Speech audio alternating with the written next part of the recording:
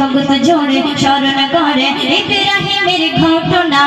এই পরীক্ষা নিলেন দেখো স্বয়ং মাবুদ রব্বানা, এই পরীক্ষা নিলেন দেখো স্বয়ং মাবুদ রব্বানা। জগৎ জোড়ে স্মরণ করে, জগৎ জোড়ে স্মরণ করে ইব্রাহিমের ঘটনা। এই পরীক্ষা নিলেন দেখো স্বয়ং মাবুদ রব্বানা, এই পরীক্ষা নিলেন দেখো স্বয়ং মাবুদ রব্বানা।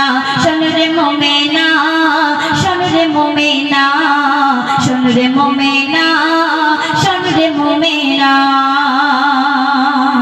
আমার আপনার নবী ইব্রাহিম নবী যখন আল্লাহ পাক ইব্রাহিম নবীকে পরীক্ষা নিচ্ছে, ইব্রাহিম নবীকে আল্লাহ পাক বহু রকম ভাবে পরীক্ষা নিয়েছে। সব নবীদের মধ্যে যদি পরীক্ষা নিয়ে থাকে, আমার আপনার নবী সর্বশ্রেষ্ঠ, সব নবীদের ইমাম, আমার আপনার নবী সর্বশ্রেষ্ঠ নবী। কিন্তু ইব্রাহিম নবীকে আল্লাহ কেমন ভাবে পরীক্ষা নিয়েছিলেন? তার নিজের সন্তানকে দিয়ে কুরবানির যে ঘটনা, এবং যে সাফা মারওয়া মা হাজেরাকে নিয়ে যে সাফা মারওয়া করেছিল, যে সাফা মারওয়া না করলে হজ হয় না, সেই কবি অতি সুন্দর কথায় ছন্দের মাধ্যমে লিখছে দেখুন। স্বপ্ন চোখে দেখে করলে বলে স্বয়ং রব্বানা, আমার তরে কুরবানি দাও করছি আমি ঘোষণা। প্রথমবারে একসাথে উঠ করে তিনি কুরবানি, তবু তিনি একই স্বপ্ন দেখেছে পেরেশানি, তবু তিনি একই স্বপ্ন দেখেছে পেরেশানি। দ্বিতীয়বারে দ্বিতীয়বারে দ্বিতীয়বারে স্বপ্ন দেখে ওহে খলিল শোনো না, প্রিয় জিনিস কুরবানি দাও এটাই আমার ঘোষণা। শোন রে মুমিনা, শোন রে মুমিনা, শোন রে মুমিনা, শোন রে মুমিনা।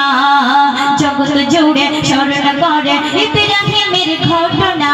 এই পরীক্ষা নিলেন দেখো স্বয়ং মাবুদ রব্বানা, এই পরীক্ষা নিলেন দেখো স্বয়ং মাবুদ রব্বানা। শোন রে মুমিনা, শোন রে মুমিনা, শোন রে মুমিনা, শোন রে মুমিনা। যখন স্বপ্নের মাধ্যমে ইব্রাহিম নবীকে এই ঘটনা দেখালো যে তোমার প্রিয় জিনিসকে কুরবানি দাও, প্রথমবার একটি সাদা উট তিনি কুরবান করলেন, কিন্তু তারপরে তিনি একই স্বপ্ন বারবার যখন দেখছে, তখন আল্লাহ পাক বলছে যে তোমার প্রিয় জিনিসকে কুরবানি দাও। তখন ইসমাইল যখন ইব্রাহিম নবীকে তখন মনে পড়লো প্রিয় সন্তানের কথা। ৮০-৮৫ বছর বয়সে একজন মানুষের যখন সন্তান হয়, তার প্রতি একটা আলাদা মহাব্বত ভালোবাসা থাকে। তখন শেষ কথায় সন্তানের তখন শেষ পর্বে তখন ইব্রাহিম নবীর ইসমাইল নবীর কথা মনে উঠলো, তাই ইসমাইল নবীকে জাবিউল্লাহ বলা হয়। ইসমাইল নবীর কথা মনে উঠলো, সেই সম্পর্কে কবি দ্বিতীয় ছন্দে লিখছে শোন।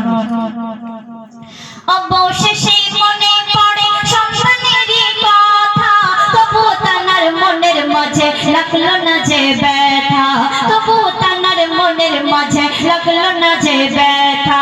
অবশেষে মনে পড়ে সন্তানেরই কথা, তবু তানার মনের মাঝে লাগলো না যে ব্যথা, তবু তানার মনের মাঝে লাগলো না যে ব্যথা।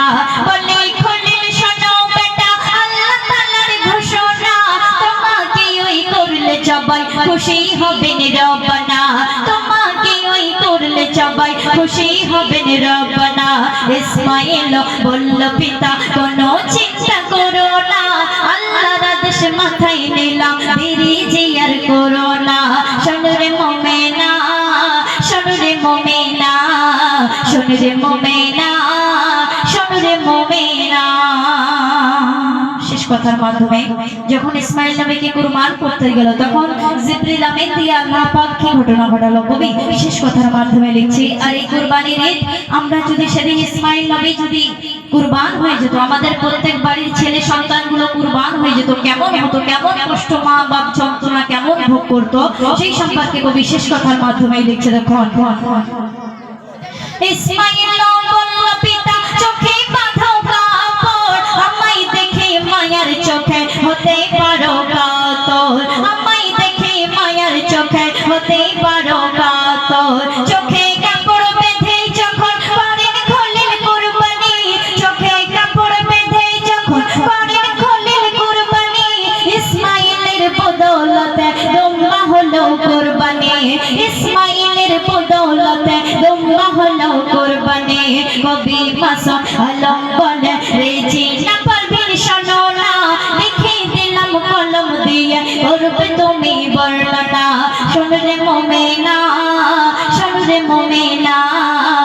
শোনরে মোমেনা শোনরে মোমেনা জগৎ জুড়ে স্মরণ করে ইব্রাহিমের ঘটনা এই পরীক্ষা নিলেন দেখো স্বয়ং মাবুদ রব্বানা এই পরীক্ষা নিলেন দেখো স্বয়ং মাবুদ রব্বানা শোনরে মোমেনা শোনরে মোমেনা শোনরে মোমেনা